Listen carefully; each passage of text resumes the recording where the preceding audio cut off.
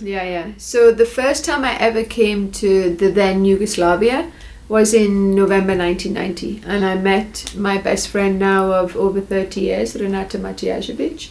She was working in Bled on the lake, and I was staying there, and we became really good friends. And then I fell in love with skiing and gave up my life in England and came to live in Ljubljana.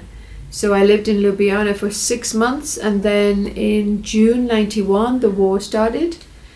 We had 10 days bombing at Brnik airport, and we had to get everybody out, so they went down to Croatia. Then I started speaking to Renata, saying, what about this, what shall we do? And that's how I got involved in the war. Then I went back to England to advise the Shadow Defence Secretary, Dr. David Clark. You have to get in now. This is going to be huge. You have to do it now. But John Major, who's a nice guy, they just came out of Kuwait, and they were like, oh, and unfortunately in the world, unless there's money to be made, the governments have no interest. They're only interested in if they're going to get something. They are not naturally humanitarian. They pretend to be, but they don't really care. So if the country has oil or gas, they're in really quickly. Or if they have something to take from it, like Ukraine, like Iraq, they're just helping for this reason. But in Yugoslavia, they had tourism and they had some industry, but nothing that the UK or America needed, the two countries that take the most from the world. I'm really embarrassed to be English for that reason.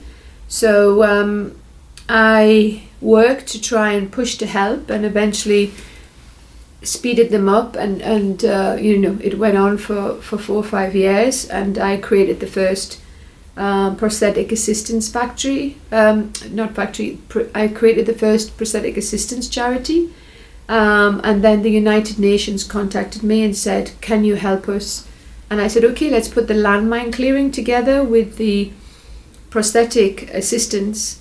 And that's when I called Renata and I said, look, we need to set up a system where we are monitoring the minefields and putting different groups in to clear it as quickly as possible. So Renata was living in Sisak, still is, and was huge help for us, speaking the language and helping find out, because you did get some people saying they had cleared it, but actually somebody else had, so they were being paid twice, so it had to be monitored carefully. And she helped a lot with that, and we did that for many, many years and set up a recycled system at the Institute of Prosthetics in Zagreb. And then this grew around the world into 9 countries and 21 million square meters of minefield land. But it all started from here in Croatia. And yeah, we did it for a long, long time. And I went to Sisak. I was really surprised to find I think it was called Tri Jagada or something, a coffee shop in Sisak, where he had chocolate vegan ice cream when vegan wasn't popular. So I was like, I was eating so much vegan ice cream. And I used to go and visit Renata's mum there, who was absolutely wonderful person.